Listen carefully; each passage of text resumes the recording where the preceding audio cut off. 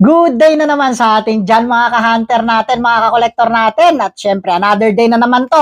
At magpiplex ulit tayo ng mga nakuha natin sa wild or sa hunting ground na pinuntahan natin.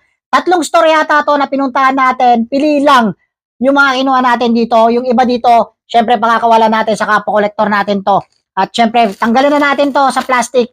Bago man natin tanggalin sa plastic to, kung bago ka man sa aking video or sa aking channel, please like, share, and follow para maging updated ka sa mga content na ganito, Hot Wheels collecting or Hot Wheels hunting, diecast collecting or diecast hunting po. So ayun nga po, tanggalin na po natin to sa plastic. Tingnan natin at flex na natin to, papakita na natin to sa inyo yung mga nahunt natin sa hunting ground. So let's go!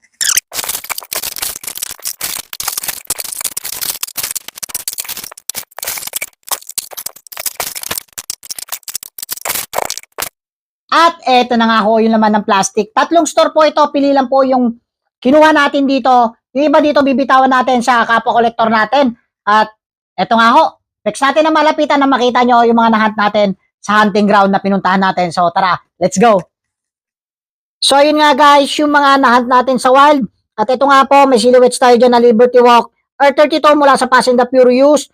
At ito nga yung mga basic card na nakuha natin at maiiwan sa akin tong red edition na to. At ito nga po yung pambibenta natin yung mga iba. Ito lang po may iwan sa akin red edition. Meron tayong silhouettes na 6 na set pa yata yan. At ito pa nga yung Brian O'Connor. Hindi man tayo pinalad sa set na to. Pero pagkakawalan na natin to sa mga kapwa-collector natin. At ayan nga po yung mga nahunt natin sa hunting ground. At ayun na nga ho guys, yung mga bibitawan natin sa mga kapwa-collector natin. At may iwan lang sa akin dito as yung red edition na Mercedes-Benz. Silhouettes, bibitawan na natin yan. Lahat bibitawan na natin yan.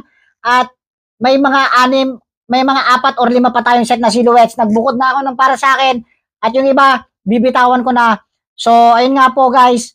Muli, nagpapasalamat po ako. Hot Wheels Community, Diecast Community, followers, tagapanood natin dyan. At syempre, grupo na pinagsashare natin ng mga video. Maraming salamat po lagi sa pag-accept ng aking mga video. At yan, special shoutout. Abracadabra by Secret Shop. Or store owner si Mr. Anthony, si Bossing Anthony Eduarte. Dalawin nyo dyan sa may G. Marcelo, Barangay Maisan, Valenzuela City. At special shoutout din, Pidak, Pangasinan Diecast, Allied Collector. Mga tropa natin dyan sa Pangasinan, mga collector natin dyan sa Pangasinan. North Luzon Diecast Collector, North Luzon Hot Wheels Collector. At syempre, Yuri Hot Wheels, Clifford Jan Tortona by Little Treasure. Ben Sasot ng Diecast Aficionados. Lahat, shoutout sa inyong lahat dyan. Maraming salamat sa mga hindi ko pa nabanggit. Maraming salamat sa inyong lahat. Syempre, muli, at ayun nga po, abangan natin, mag-hunt pa rin tayo sa wild at mag-unbox pa rin tayo ng mga